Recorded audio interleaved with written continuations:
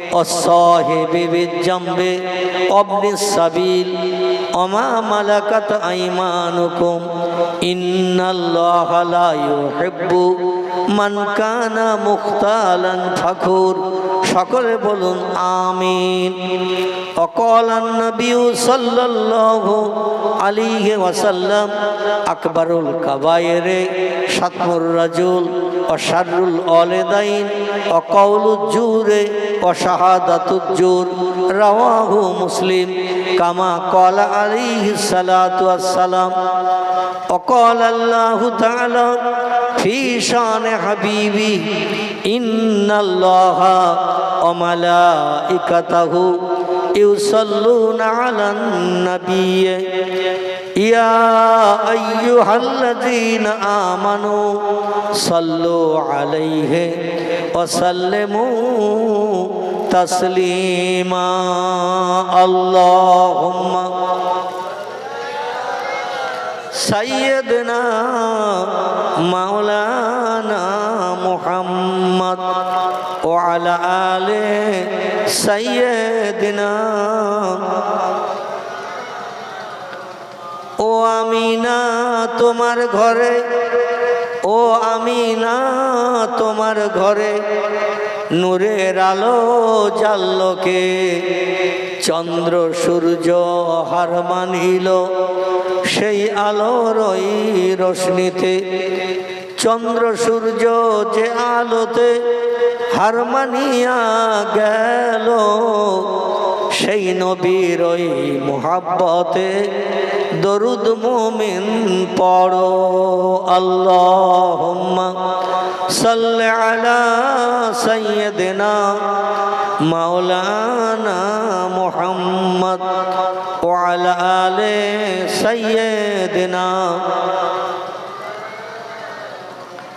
তারকারাজি পড়ল খসে যে নূরের ওই ঝলকে গণকেরা বাহির হলেন সেই আলোর ওই তল্লাশে গণকেরা যে নবীকে খোঁজ করিতে এলো সেই নবীর ওই মুহাব্বতে দরুদ মুমিন পড়ো আল্লাহুম্মা সাল্লি আলা সাইয়্যিদিনা মাওলানা মুহাম্মদ ওয়া আলা আলি সাইয়্যিদিনা মাওলানা হাসবি রব্বি জাল্লাল্লাহ মা ফি কলবি গায়রুল্লাহ নূর মুহাম্মদ সাল্লাল্লাহ হক লা ইলাহা ইল্লাল্লাহ লা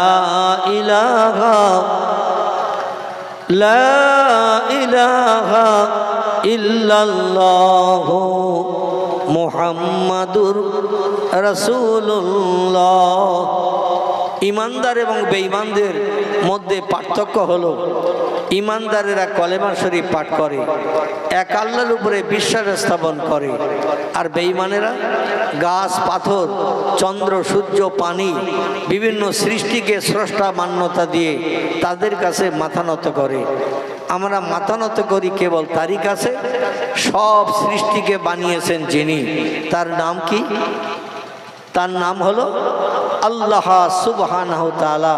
সে আল্লাহকে আমরা স্রষ্টা বলে মান্যতা দেই এবং আমরা যখন মাথা নত করি সিজদা করি আমরা যখন দুনিয়ার সমস্ত সৃষ্টিকে তুচ্ছ জ্ঞান করি সব সৃষ্টিকে বানিয়েছেন যিনি আমরা তার কাছে মাথা নত করি তার নামে তাসবিহ পাঠ করি সুবহানা রব্বিয়াল আলা সুবহানা রব্বিয়াল আলা। তিরমিজি শরীফের হাদিস ইমাম আবু ঈসা তিরমিজি রাহমাতুল্লাহ আলাইহি ওনারই লিখিত হাদিসের কিতাব যার নাম শামাইলে তিরমিজি। এই তিরমিজি শরীফে হুজুর লিখছেন পয়গম্বর মুহাম্মদ রাসূলুল্লাহ সাল্লাল্লাহু আলাইহি ওয়াসাল্লাম জানিয়েছেন যখন কোনো বান্দা পৃথিবীর কোনো মানুষ জমিনে মাথা নত করে কপাল লাগিয়ে নাক লাগিয়ে একটু ধুলা মাখিয়ে তসবিহ পাঠ করে, দুনিয়ার সব দৃশ্য দেখা থেকে বঞ্চিত হয়ে দুই চোখের পাশে দুটি হাত রেখে চোখের দৃষ্টি যাতে বাইরে কোথাও আর না যায়, এক মনে এক ধ্যানে জমিনে কপাল লাগিয়ে ধুলা মাখিয়ে নাক ঘেঁষানি দিয়ে বান্দা যখন পড়ে সুবহানা রব্বিয়াল আলা, এই তসবিহটা যখন পাঠ করে, তসবিহটা হলো আরবি ভাষা, এর বাংলা অর্থ হলো হে মহান পবিত্র আল্লাহ, তুমি খাও না, ঘুমাও না, পেশাব করো না, পায়খানা করো না, তোমার স্ত্রী নাই, পুত্র নাই, তোমার কোনো অংশীদার নাই, তুমি হলে একক একক একক আল্লাহ, এবং তুমি হলে সব শক্তির ঊর্ধ্বে, তোমার উপরে ক্ষমতার কারো নাই। এই কথাটা বান্দা যখন বলে আলা, মানে তুমি হলে সব শক্তির ঊর্ধ্বে, তোমার উপরে ক্ষমতার কারণ নাই, এই কথাটা যখন বান্দা কপালে ধুলা মাখিয়ে নাক ঘেঁষানি দিয়ে নাকে খড় দিয়ে বান্দা যখন এই কথাটা বলে, পয়গম্বর বলছেন কোনো ব্যক্তি যদি দুটোবার, কবার দুটোবার, হাদিস শরীফ এসেছে নবীজি বলছেন কোনো ব্যক্তি যদি দুটোবার এই সুবহানা রব্বিয়াল আলা এই তসবিহটা দুটোবার পাঠ করে। আচ্ছা, আমরা যখন প্রতি রাকাত নামাজ আদায় করি সেজদায় কবার যাই? কবার যাই? দুবার। আচ্ছা, দুবার যাই। আর এই যে তসবিহটা আমরা কবার পড়ি? কথা বলে কমপক্ষে 3 বার, উর্ধ্ব সংখ্যায় 5 বার, 7 বার, 9 বার, 11 বার, 13 বার, 15 বার। যারা একটু ধৈর্য ধারণ করে সবর এখতিয়ার করে খুশু খুজুর অবলম্বন করে যারা সেজদায় যায়, মনে হয় বোধহয় লোকটা সেজদায় যেয়ে মরে গেছে, আর মাথা তোলে না। কি ঠিক বললাম না ভুল বললাম? মনে হয় বোধহয় লোকটা মরে গেছে, ও যে সেজদায় গেল আর তো মাথা তোলে না। তার কারণ হলো ও তসবিহ কিন্তু 3 বারের জায়গায় 5 বারের জায়গায় 7 বারের জায়গায় 9 বার, 11 বার, 13 বার, 15 বার পড়তেছে। একটু সময় লাগবে কিনা? 13 বার 15 বার পড়তে গেলে সময় লাগবে। এই জন্য যারা খুশু খুজু নিয়ত করে একেবারে আন্তরিকতার সঙ্গে আমার আল্লাহর জমিনে মাথা নত করে সেজদায় যখন যায় বেশি বেশি করে পাঠ করে।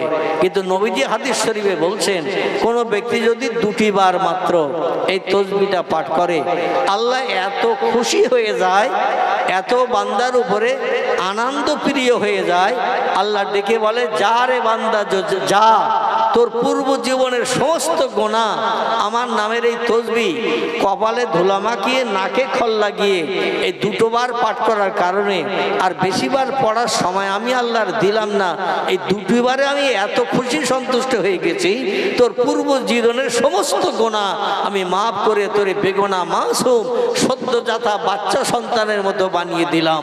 জোরে বলি একটু সুবহান, আর একটু জোরে বলি সুবহান। তাহলে 2 বার পড়লে আল্লাহ যদি খুশি হয়, বেশি পড়লে আল্লাহ তো অখুশি হবে নাকি? বেশি পড়লে আমার আল্লাহ আরো বেশি বেশি খুশি হয়ে যাবেন। আল্লাহ হয়তো বলবেন বান্দা হাসরের মাঠে প্রত্যেকটি ব্যক্তিকে হিসাব নিকাশ না করে তো জান্নাত জাহান্নাম দেব না, যা আমি তোর হিসাবও করব না। হাসরের মাঠে 50,000 বছরের লম্বা দিন আমি তোরে দাঁড় করিয়ে রেখে তোর নেকি বদির ওজন করার জন্য লম্বা টাইম দাঁড় করিয়ে রাখবো না, যা তোর হিসাব নিকাশও করবো না। আমার আল্লাহ সেজদায় এত খুশি হয়ে যায়, বান্দাদের হয়তো ডেকে বলবেন যা বান্দা কবর থেকে হাসরে এসেছিস, কারণ প্রত্যেকটা মানুষকে হাসরের মাঠে আসতে হবে আর এখানে হিসাব নিকাশের জন্য অপেক্ষা করতে হবে, যা আমি তোর জন্য জান্নাতের দরজা খুলে দিয়ে দিলাম। সরাসরি উৎকুল বাবাকা এলার জান্নাত, যা তাড়াতাড়ি করে আমার জান্নাতে ঢুকে যা, সুখ ভোগ কর, আমি আল্লাহ তোদের হিসাব নিকাশ করে আর সময় লেট করব না। জোরে বলি একটু সুবহান। তাহলে এই সেজদা করাটা ভালো না খারাপ? সেজদা করাটা ভালো, কিন্তু দুর্ভাগ্য আমাদের, আমরা দুনিয়াদারিতে মত্ত হয়েছে, বিবি বাচ্চার প্রেমে পড়ে, অর্থ সম্পদ জায়গা জমির প্রেমে পড়ে, মুয়াজ্জিনের আজান এ কান দিয়ে ঢোকে এ কান দিয়ে বেরিয়ে যায়, 2 ঘন্টা 3 ঘন্টা 4 ঘন্টা করে সময় থাকে এক একটা ওয়াক্তের নামাজ আদায় করতে, ঠিক কিনা?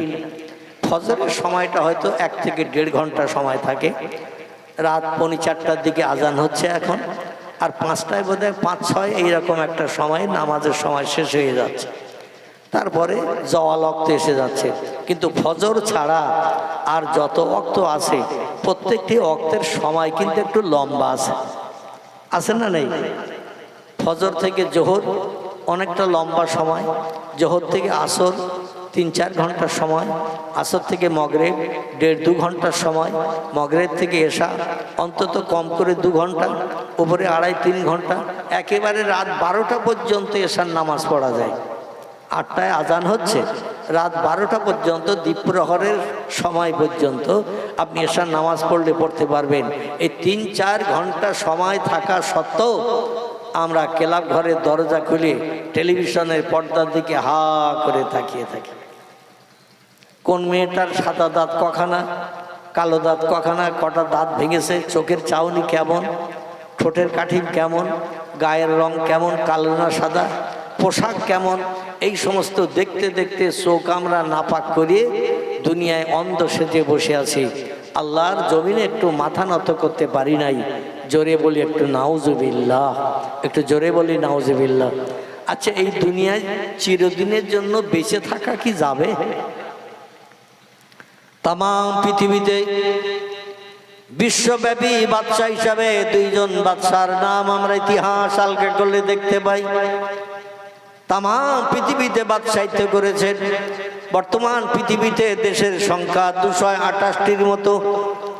Japan, German, England, America, Holland, Poland, Italy, Brazil, Switzerland, Bangladesh, Pakistan, Afghanistan, Iraq, Iran, Kuwait, Jordan, Arab, পারস্য, তুরস্ক, Libya, Nigeria, Indonesia, Malaysia, Bulgaria. আমার ভাইরা, এভাবে পৃথিবীতে 228টির মতো দেশ আছে। টোটাল দেশের বাদশা বনেছিলেন 2 জন ব্যক্তি।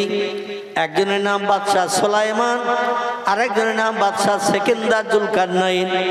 কোরআনের তাফসীরের ভিতরে কিতাবে লিপিবদ্ধ হয়েছে, সুলাইমানকে আল্লাহ বিশ্বব্যাপী বাদশাহিত্য বানিয়েছেন। পিঁপড়েরা কি কথা বলতো তাও পর্যন্ত বুঝতে পারতেন। আমরা যদি 1000 চেষ্টা করি, বিজ্ঞানের প্রযুক্তির যন্ত্রপাতি মেশিনও যদি অন করে দেই, পিঁপড়েরা কি বলে, দুনিয়ার বিজ্ঞানীদের মেশিন কি সেটা ধরে বলে দিতে পারবে? সেখানে বিজ্ঞান অচল। পিঁপড়ে কি বলতো হযরতে সুলাইমান শুনতে পেত, চতুষ্পদ জন্তুরা কি বলতো সুলাইমান শুনতে পেত, পাখিরা কিচির মিচির করে কি বলতো সুলাইমান সেটা বুঝতে পারত। জোরে বলুন একটু সুবহানাল্লাহ। বিশ্বব্যাপী বাদশাহিত্য করার পরও এই সুলাইমান যদি চেষ্টা করতে হয়তো নামি দামি ওষুধ বানাতে পারত। তাম পৃথিবী আমার হাতে আল্লাহ দিয়েছেন, একটু লম্বা দিন দুনিয়ায় বেঁচে থাকবো, তাড়াতাড়ি কবরে যাব না। ইচ্ছা করলে বিভিন্ন দেশ বিদেশ তো সব তারই হাতের ভিতরে, কবজার ভিতরে, যে কোনো জায়গা থেকে ওষুধপত্র নিয়ে আসতে পারত। প্রযুক্তির যুগের মেশিন পত্র সেই যুগে যা কিছু তৈরি হয়েছিল সেগুলো হয়তো ব্যবহার করতে পারত। কিন্তু পয়গম্বর সুলাইমান আলাইহিস সালাম এই পৃথিবীতে আল্লাহ তকদিরে যে হায়াতটা, বয়সটা রেখে দিয়েছিলেন, এই বয়সের বাইরে কি 1 সেকেন্ড বেশি বেঁচেছিলেন। আল্লাহ কোরআনে বলছেন, লা ইস্তাখিরুনা সাআতাও ওয়ালা ইস্তাকদিমুন, 1 সেকেন্ড আগে বা পরে তোমার মরণ হবে না। তিরমিজি শরীফের হাদিস, নবীজি সাল্লাল্লাহু আলাইহি ওয়াসাল্লাম জানাচ্ছেন, মায়ের উদর থেকে যখন কোনো বাচ্চা পৃথিবীতে জন্ম নেয়, ছেলে হোক বা মেয়ে হোক, তিরমিজি শরীফের হাদিস, সহি হাদিস হলো 6টি। একটির নাম বুখারী, একটির নাম মুসলিম, একটির নাম তিরমিজি, একটির নাম আবু দাউদ, একটির নাম ইবনে মাজাহ, একটির নাম নাসাই। এটা হলো সবথেকে উত্তম সহি হাদিসের কিতাব। এই হাদিসের কিতাবে যত হাদিস লেখা আছে, কোন একজন ব্যক্তি যদি একটা হাদিসের উপরে শকসভা সন্দেহ করে, ও লোকটি কিন্তু কাফের হিসাবে বিবেচিত হবে। কি হবে? কাফের হিসাবে বিবেচিত হবে। কাফের ঠিকানা কোথায় হবে? জোরে বলে, কাফের ঠিকানা হবে জাহান্নাম। এই জন্য আমরা অন্তত কুফরি করব না আল্লাহর সঙ্গে। আল্লাহর কোরআনে যত কথা লিপিবদ্ধ আছে টোটাল কথাগুলো বিশ্বাস রাখবো, এবং নবীজির জবানি সহিহ হাদিসের কিতাবে যত হাদিস লিপিবদ্ধ আছে সব হাদিসগুলো আমরা বিশ্বাস রাখবো। সকলে বলুন আমিন। ইমাম আবু ঈসা তিরমিজি রাহমাতুল্লাহ আলাইহি লিপিবদ্ধ করেছেন।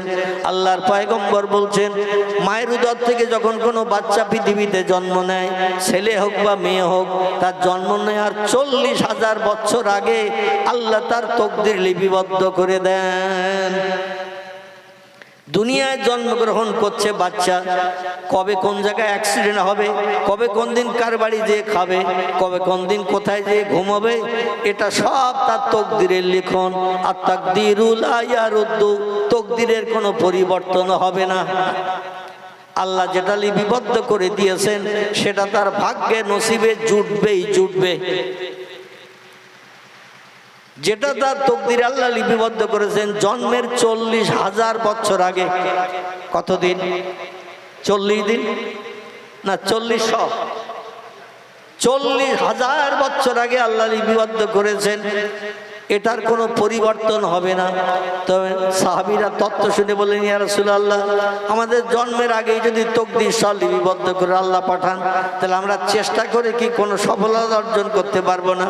ভাগ্য আমার খারাপ, ভাগ্য আমার দুর্বল, আমার ভাগ্য আল্লাহ দুর্বল করেছেন বা রোগ বেমারি আল্লাহ দান করেছেন, এটা যদি হয় তাহলে হাজার চেষ্টা করেও তো আমি কোনো সফলতা অর্জন করতে পারবো না। এই বলে সাহাবীরা কান্না শুরু করলেন মসজিদে নববীর ভিতরে। বিশ্ব নবীর হাতে গড়া মসজিদ, যে মসজিদে 1 রাকাত নামাজ আদায় করলে 50,000 রাকাত নামাজ পড়ার সব আল্লাহ সঙ্গে সঙ্গে তার নাম আমলের থলিতে লিপিবদ্ধ করে দেন। জোরে বলি একটু সুবহানাল্লাহ। দুনিয়ায় আর যত মসজিদ আছে সব মসজিদে 1 রাকাত পড়লে 1 রাকাতের সব, কোনো জায়গায় বাড়তি সওয়াব পাওয়া যাবে না।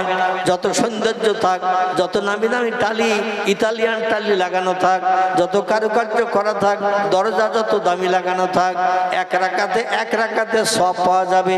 নবীজি নিজ হাতে করে যে মসজিদটা বানিয়েছেন, মক্কা মুকাররমা থেকে হিজরত করে হযরত আবু বকর সিদ্দিককে নিয়ে যে ওই মদিনায় যে মসজিদটা নিজ হাতে বানিয়েছেন, তাই নবীর নামে মসজিদের নাম হয়েছে মসজিদে নববী। কি নাম? নবীর নামে নাম হয়েছে মসজিদে নববী, নবী থেকে নববী। এই মসজিদের দক্ষিণ পূর্ব কর্নারের দিকে, দক্ষিণ পূর্ব সাইডের দিকে যারা হজ পাক করেছেন বা ওমরায় গেছেন, ওমরায় গেলে মক্কা শরীফ মদিনা শরীফ 2 জায়গায় হাজিদের ট্যুর করানো হয়, সেখানে নামাজ আদায় করানো হয়। তো যারা গেছেন আমার কথা একমত হতে পারবেন, দক্ষিণ পূর্ব সাইডের দিকে, এই মসজিদের দক্ষিণ পূর্ব সাইডের দিকে পয়গম্বর মুহাম্মদ রাসূলুল্লাহ নিজের হাতের মর্যাদা রক্ষার জন্য ওখানেই তিনি কবরস্থ হয়েছেন। জোরে বলুন সুবহানাল্লাহ।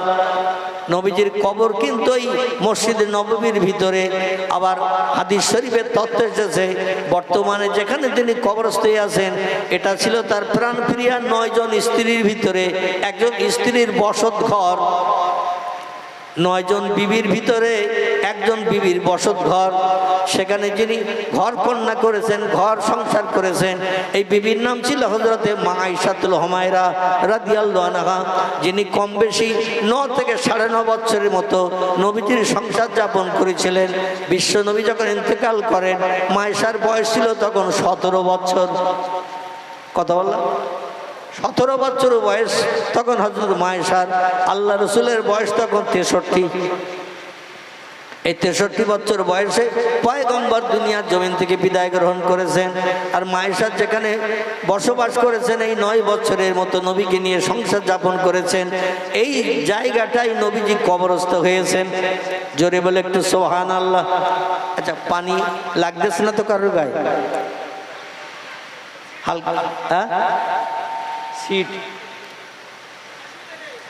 আচ্ছা, যদি সিট বেশি লাগে তাহলে আমরা স্থান পরিবর্তন করব। মানে এখান থেকে দরকার হয় মক্তবের ভিতরে চলে যাব নাকি? যত সময় বসা যায় তত সময় একটু ধৈর্য ধারণ করে বসেন, একটু প্রাণ ভরে দরুদ শরীফ আল্লাহুম্মা